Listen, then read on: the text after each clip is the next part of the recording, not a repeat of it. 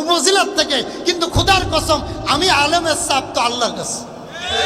তো চেয়ারম্যানের থেকে চাপ আমার কম না বেশি? কথা কর না কা তেনে আমার চাপের চিন্তা করে আমার দরকার না। নবীজি বলেন, আমি চেয়ারম্যানে বসায় উপজেলার চেয়ারম্যানে বসে বললাম, আল্লাহ বলছেন 4টি কাজ যখন দুনিয়ার জমিনে সংগঠিত হবে তখন কিয়ামতের কিছু আলামত, এটাই বড় আলামত বুঝতে হবে। 1 নম্বরে এমন একটা দিন আসবে দুনিয়ায়, ওয়াইজা কানা উমুরুকুম শিরারুকুম আগনিয়াকুম বুখালাউকুম উমুরুকুম ইলা নিসাইকুম। 1 নম্বরে দেখবেন এমন একটা জামানা আসবে মূর্খ লোক সমাজের নেতা হবে। সহিহ হাদিস। জোরে বলেন মূর্খ লোক।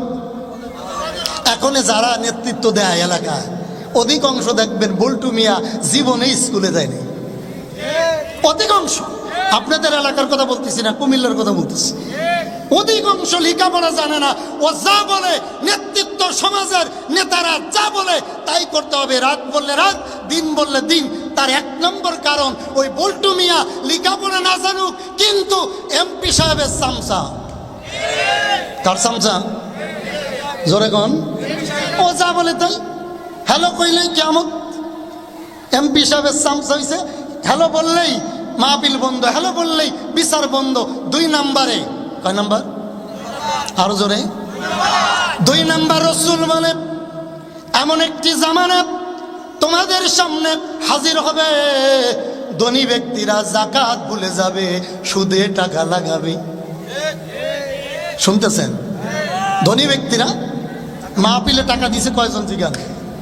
মাহফিলে টাকা দিছে মধ্যম শ্রেণী আর গরিব রিক্সার ড্রাইভার।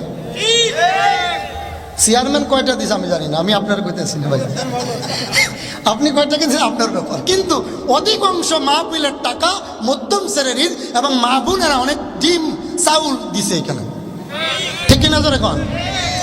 হাদিস।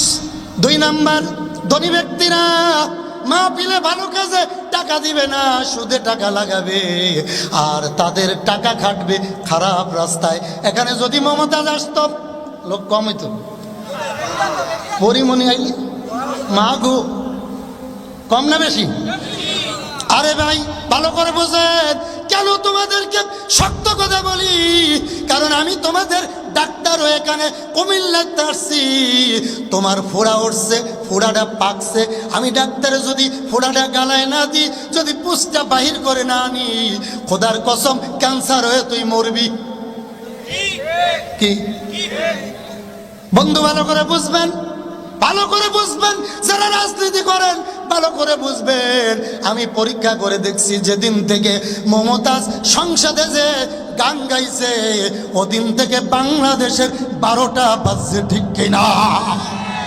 যেখানে কোরআন তেলাওয়াত হতো, যেখানে হাফেজরা কোরআন তেলাওয়াত করে সংসদ উদ্বোধন করা হতো, সেখানে নর্তকী মমতাজের গান দিয়ে উদ্বোধন করা হয়েছে। পরের বছর করোনা বাংলার জমিনে ধরছে, ঠিক কিনা?